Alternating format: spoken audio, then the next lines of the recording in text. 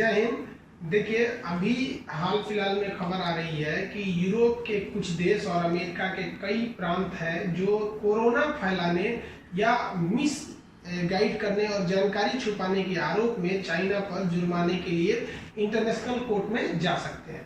तो चलिए समझते हैं इनमें जाने के क्या क्या प्रावधान होंगे। तो WHO की स्थापना जब हुई 1948 में, तो WHO ने कई नियमों को सुधार किया कालांतर में। आगे जाके WHO ने अपनी दो प्रमुख धाराओं को बनाया।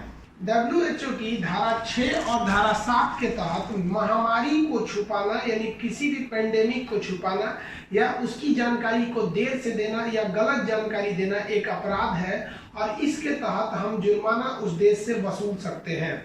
क्या चाइना ने सच में जानकारी छुपाया था?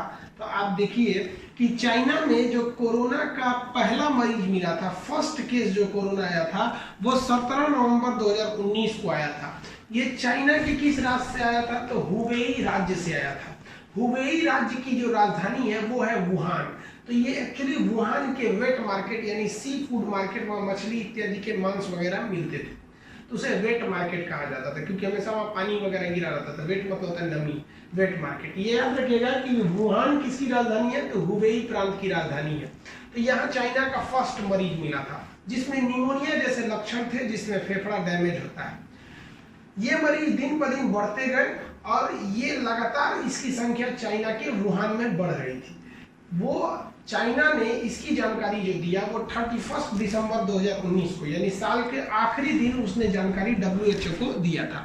WHO को इसकी सूचना दे दिया, लेकिन चाइना ने WHO को कहा कि भैया घबराने की कोई बात नहीं है, सब स्थिति नॉर्मल है और सबसे बड़ी बात यह है कि ये चमगादड़ वगैरह से आ गया है और ह्यूमन टू ह्यूमन ट्रांसफर नहीं हो रहा है। ये सबसे बड़ा गलत झूठ था चाइना का।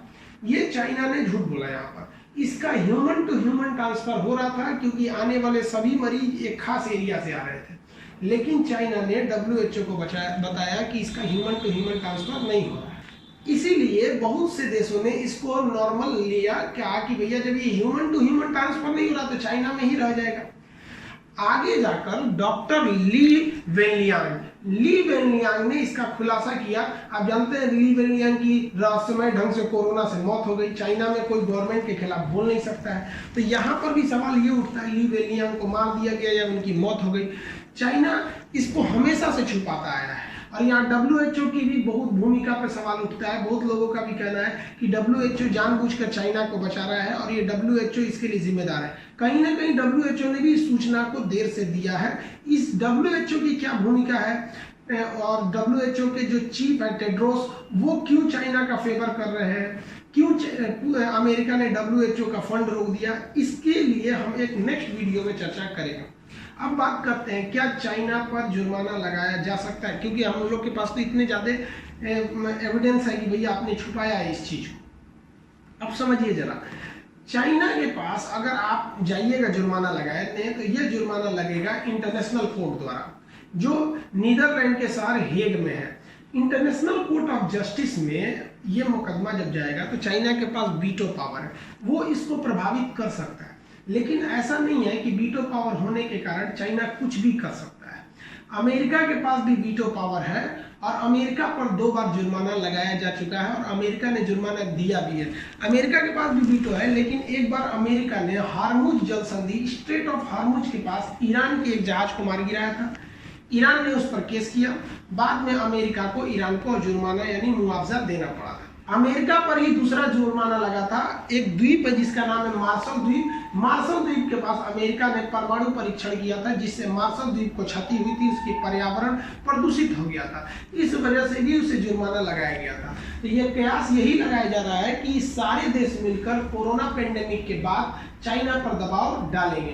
ये कुछ हद तक सही भी है क्योंकि चाइना ने बहुत ही मिसलीड किया पूरे वर्ल्ड को और चाइना ने इस तरह से दिखाया कि पूरी दुनिया जो थी उसको लगा कि कोरोना एक नॉर्मल बीमारी है और आज दुनिया 30 लाख से ज्यादा पूरी दुनिया में कोरोना के मरीज मिल चुके हैं। अकेले अमेरिका में 10 लाख है, तो अमेरिका तो खासा चाइना के पीछे पड़ा हुआ है। अब WHO की क्या भूमिका है उसको भी हम समझेंगे नेक्स्ट वीडियो में, WHO की भूमिका पे।